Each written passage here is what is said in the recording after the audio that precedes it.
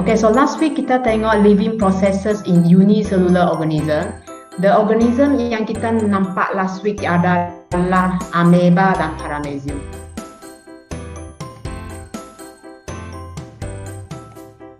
Okay, so kita explore the living processes about these two organisms. So living processes yang kita explore, cikgu perkenalkan dengan singkatan larger R. Okay, in English, okay, so L for locomotion. Maksudnya macam mana amoeba dan paramecium ini bergerak. Okay, mereka bergerak, contohnya amoeba ni dia bergerak menggunakan satu kaki yang palsu tu. Kaki itu namanya pseudopodium. Okay, dari semakan yang cikgu nampak lah dari hasil kerja kamu orang, I see that you can understand. So not every part I have to talk actually. Okay, there are some part you can have yourself learning. Okay, so kalau tak faham boleh tanya. Okay. Then A is for assimilation. Assimilation means bagaimana dia menggunakan makanan yang dia hadam. BM pun asimilasi. So assimilation is related to feeding. Kaedah dia makan. Okay, contohnya amoeba ni makan guna pseudopodium. Dia pergi perangkap makanan itu kan. Dan paramecium pula dia guna bumbu di badan dia yang namanya psyllium. Or English you call it cilia, dia sapu makanan ke dalam mulut dia. Mulut dia namanya oral. Dia ada alur mulut dia. Then R is respiration. Dua-dua organisma ni macam mana dia bernafas mendapatkan oksigen. Okay, they use simple diffusion. Oksigen boleh direct meresap masuk. Okay, so the keyword is simple diffusion. Okay, so for every part there are some keyword. Setiap proses hidup itu dia ada keyword. Okay, kenapa cikgu perkenalkan larger R? Sometimes kita boleh faham proses-proses, tapi masa ujian sebab ni soalan aliran sains membeli contohnya soalan esei 10 markah. Dia boleh tanya begini, terangkan proses hidup amoeba. Ataupun terangkan 3 proses hidup amoeba. Explain the 3 living processes of amoeba. So first thing in your mind is kamu mesti keluar dengan benar ni larger R. Okay, baru kamu dapat terus hurai. Contohnya saya pilih A.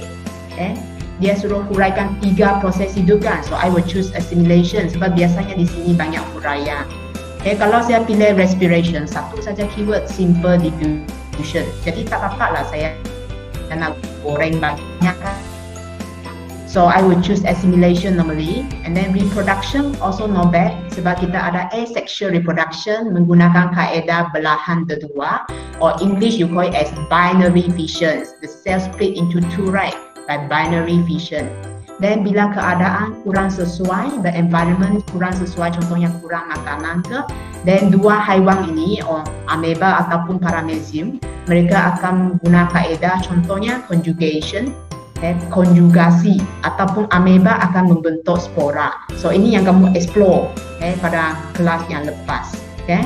So before you start off writing, dalam otak kita mesti keluar dulu apa living processes, the 7 living processes. That's why kamu perlukan singkatan ini untuk bantu kita recall, to help us recall. Kalau tak nampak soalan 3 living processes, jam lah, mana saya nak mula ni. So we need to have a starter.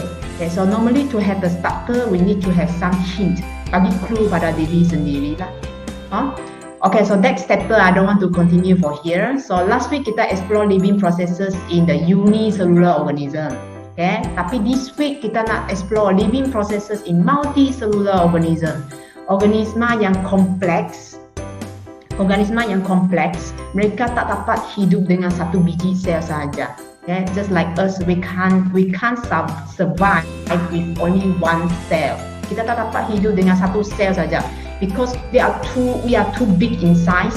So kita perlu ada pelbagai sel yang work out. Just like a school. Kalau satu sekolah besar, dia perlu ada panitia-panitia yang berbeza.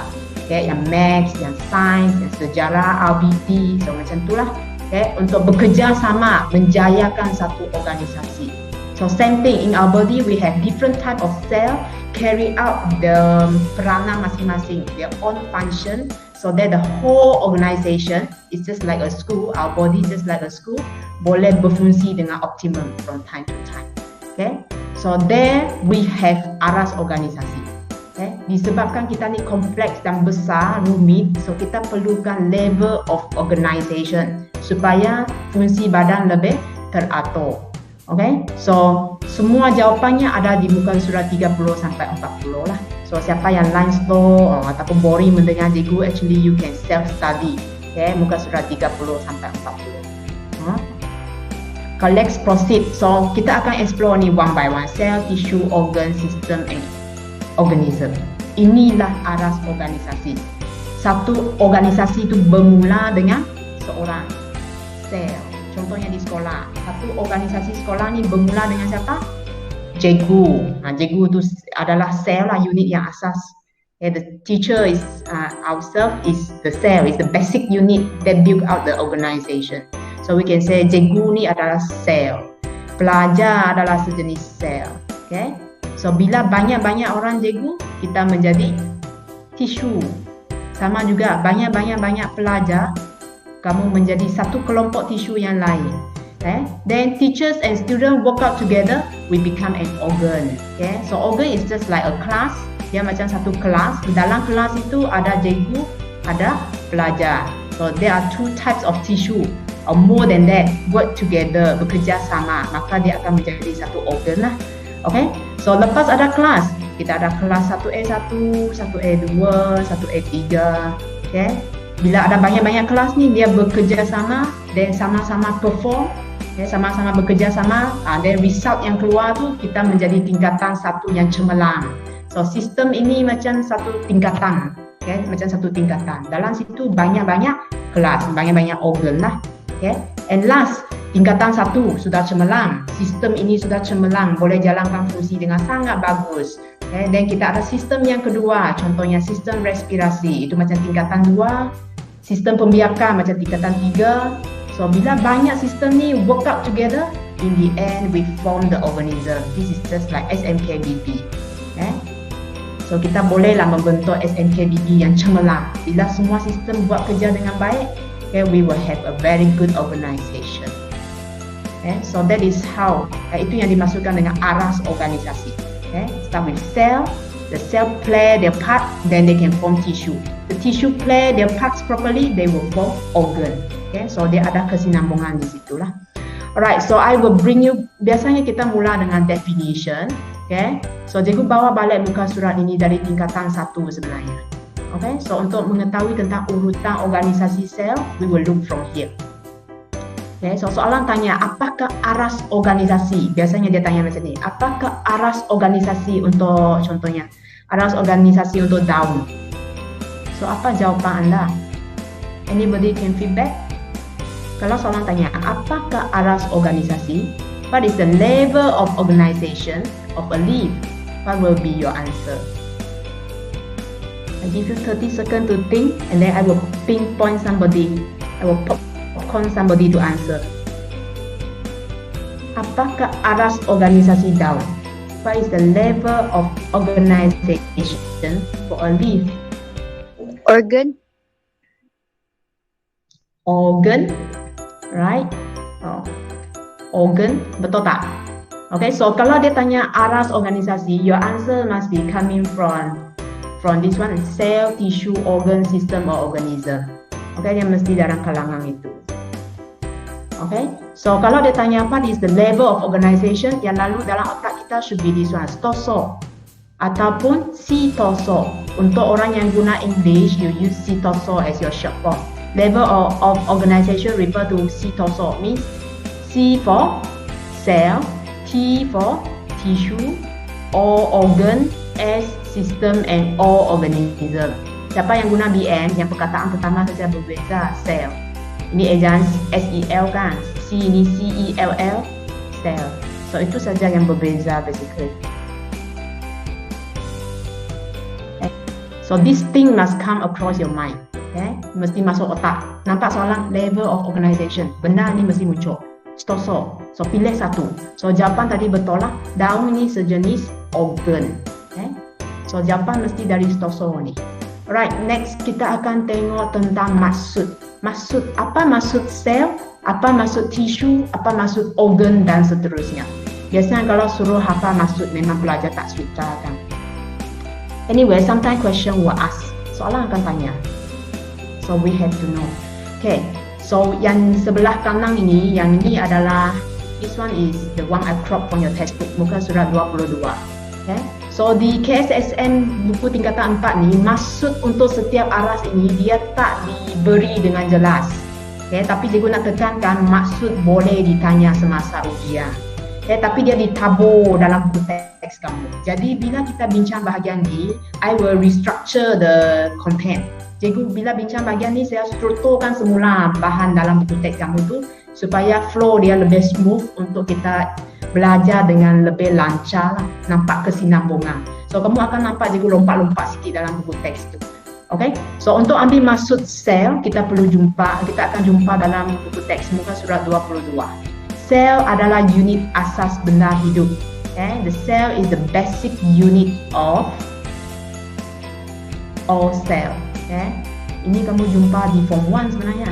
So dalam buku teks form 4 dia tak tekan sangat because they assume that you already know in form 1. Kamu sudah belajar. Tapi dia boleh tanya terus masa exam. Okay, so kalau siapa yang sudah hilang ingatan, you have to recall it back.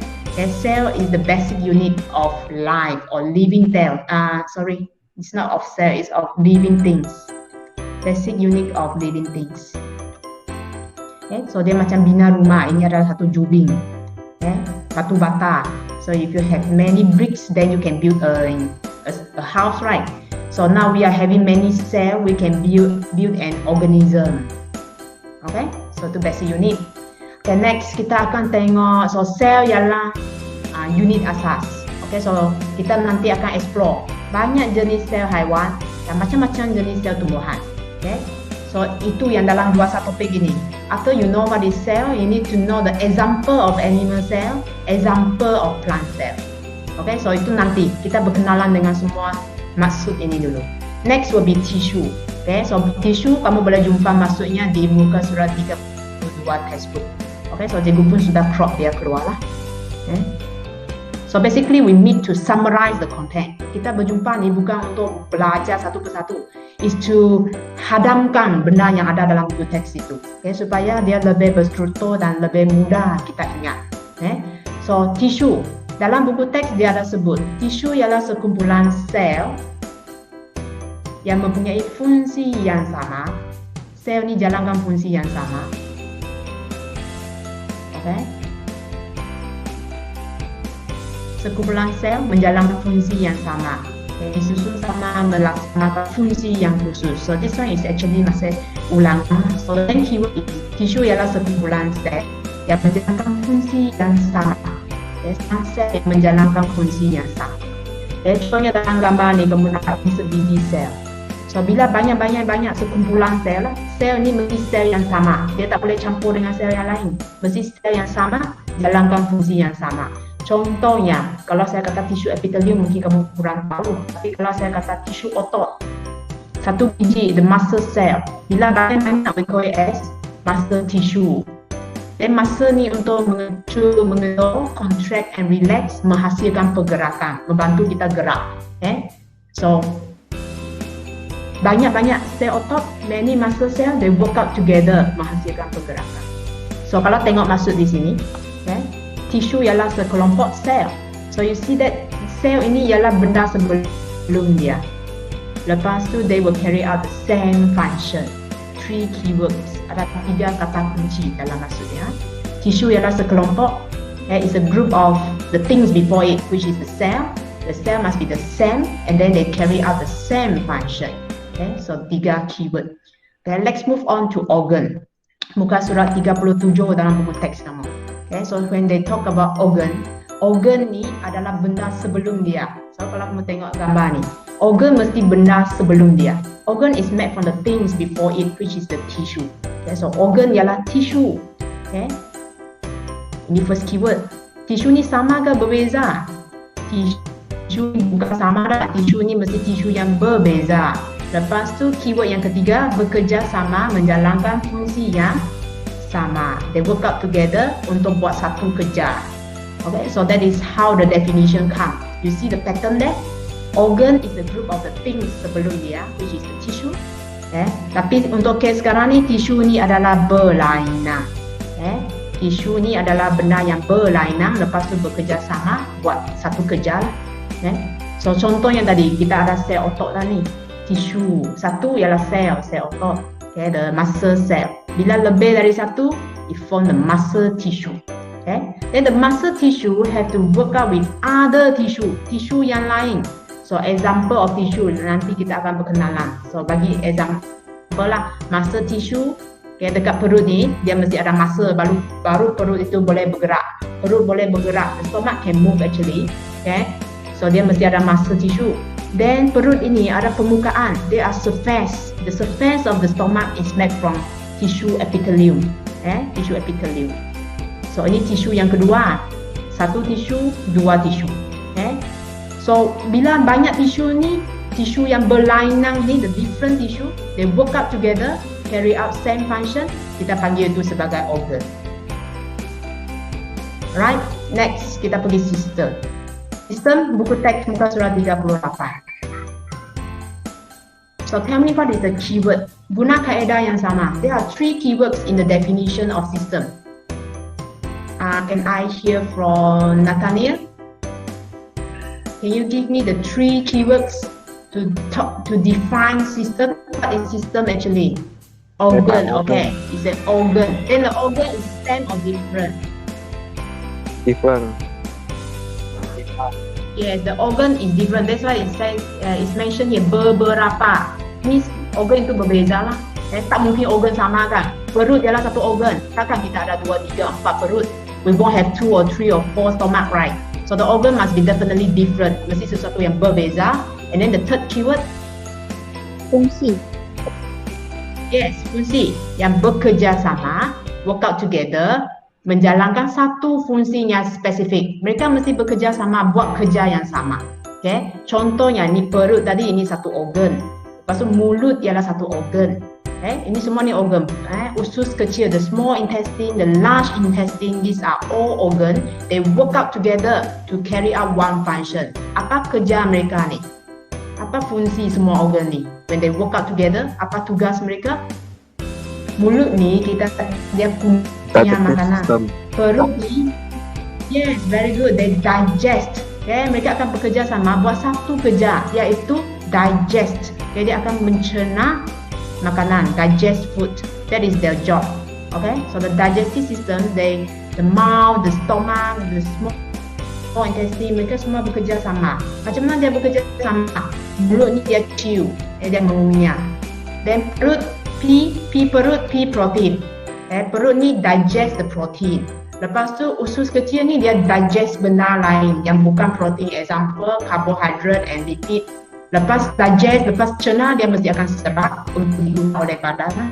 So pencernaan dia major function, fungsi utamanya ialah menghadap, to digest the food.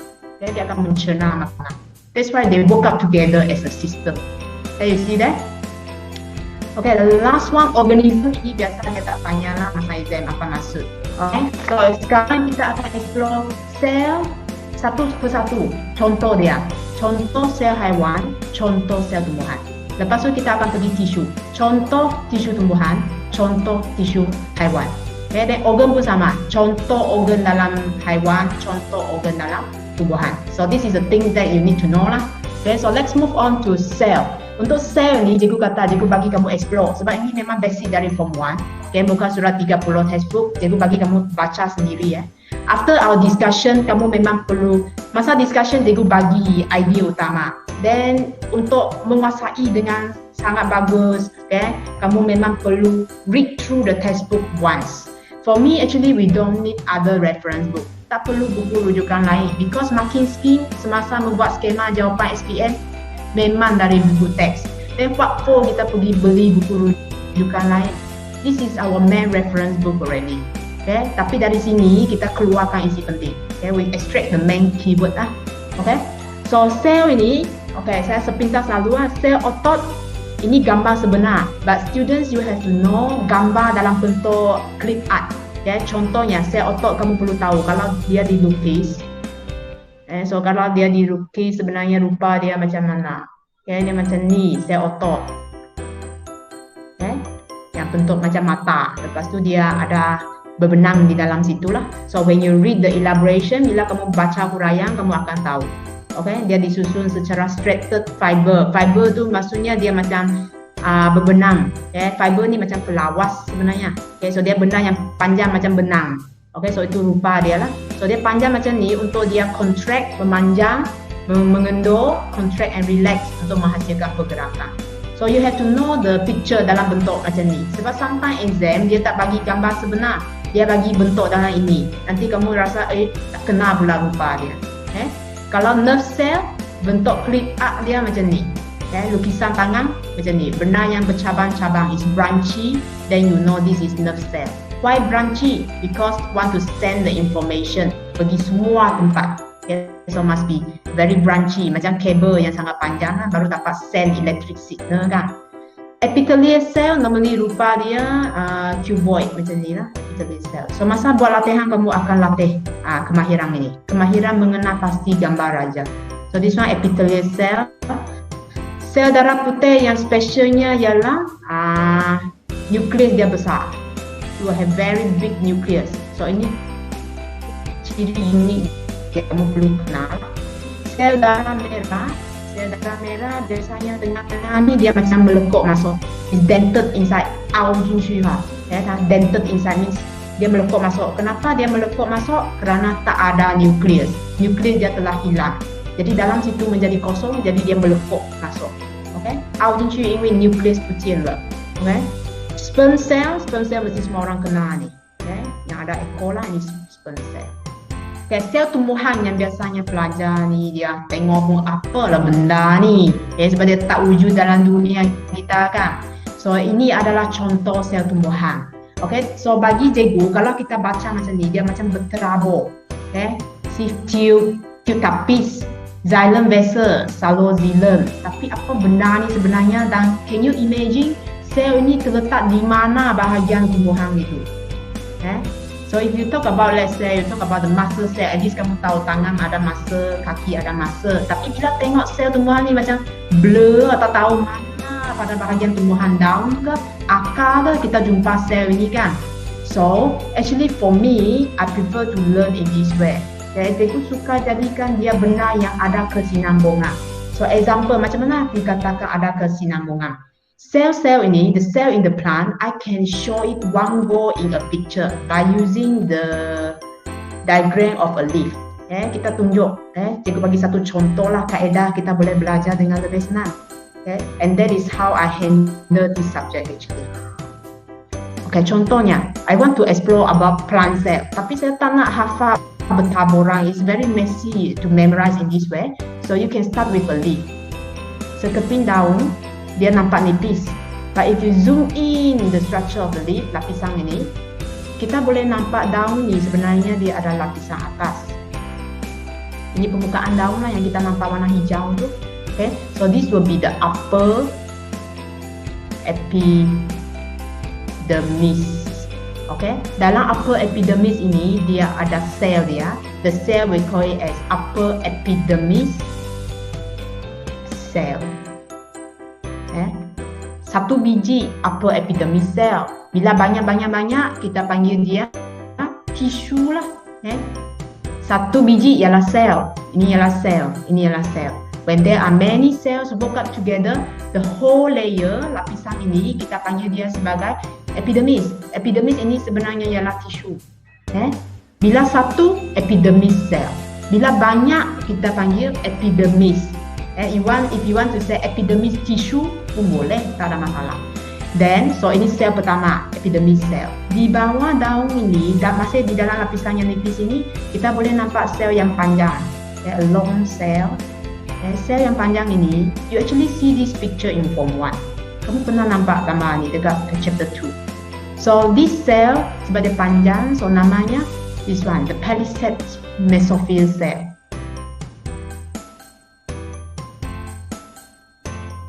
Palisade mesophyll cell. Okay, so this one, ini dia. So tadi saya sudah masukkan epidermal cell, dia tak ada dalam buku kamu tapi boleh. Itu memang sejenis sel tumbuhan, epidermal cell. Dan inilah, ini sudah kita masukkan dalam gambar palisade mesophyll cell. So you see the elaboration, nanti baca huraian dia sendiri ya. Cikgu bantu kamu untuk connectkan semua ini dalam satu gambar aja, so that you can revise in a easier way. Palisade mesophyll cell. Next, di bawah palisade ini dia ada sel yang lebih bulat. Sel bulat-bulat ni kita panggil dia sebagai, if you can still remember from your form 1, this is actually spongy mesophyll cell. So from the word sponge yang kita guna untuk cuci pinggang itu sponge. So dia bulat-bulat kan, dia macam cushion. Okay, so spongy. So this is this one. The spongy mesophyll cell. Lepas tu di antara spongy mesophyll cell, you will see something like this. Okay, xylem and phloem is inside here. Okay, so yang sebelah atas ialah xylem. You still remember the function of xylem? Siapa ingat?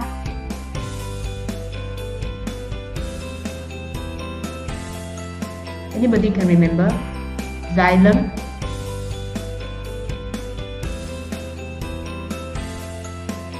Function of xylem.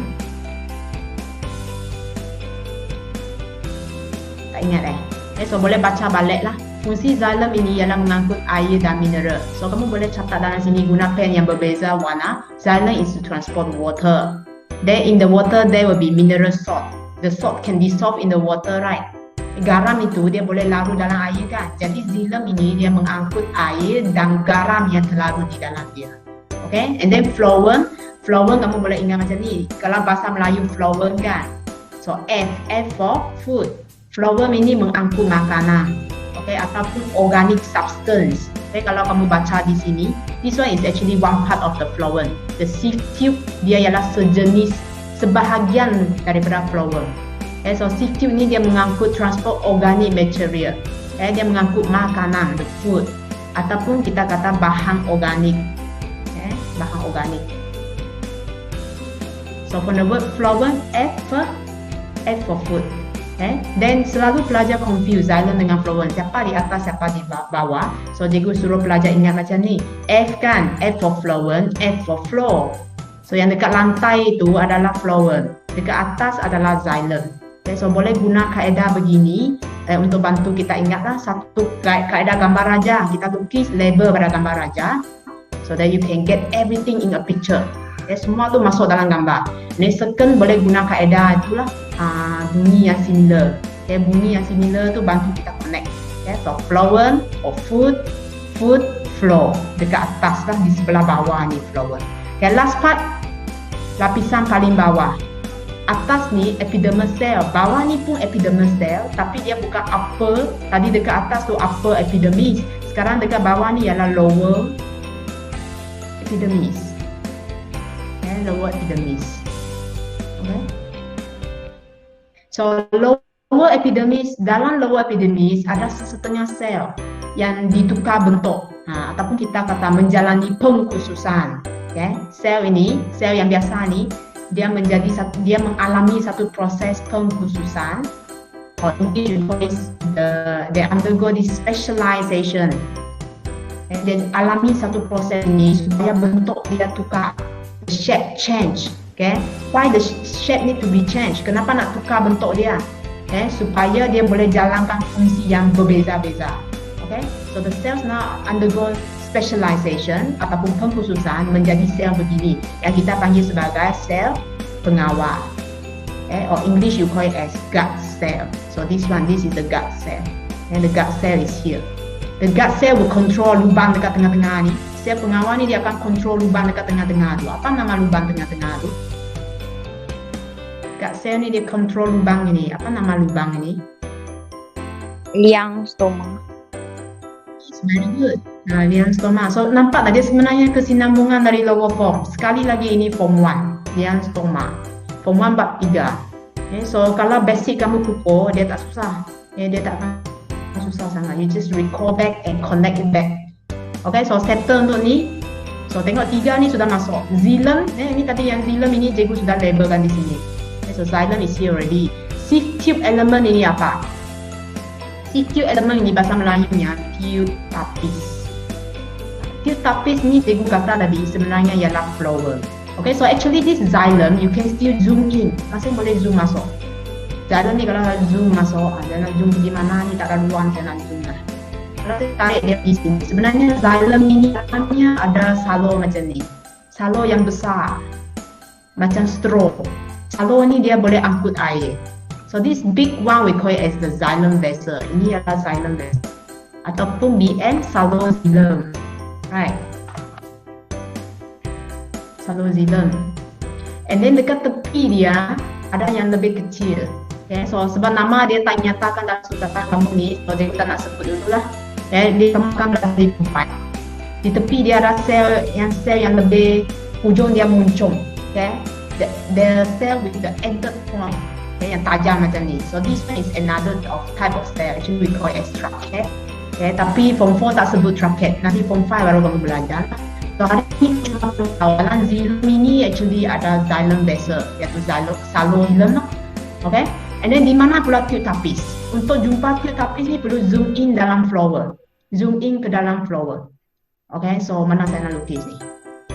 Saya zoom in pergi sinilah. Flower di sini ya. Flower ini, maybe I need to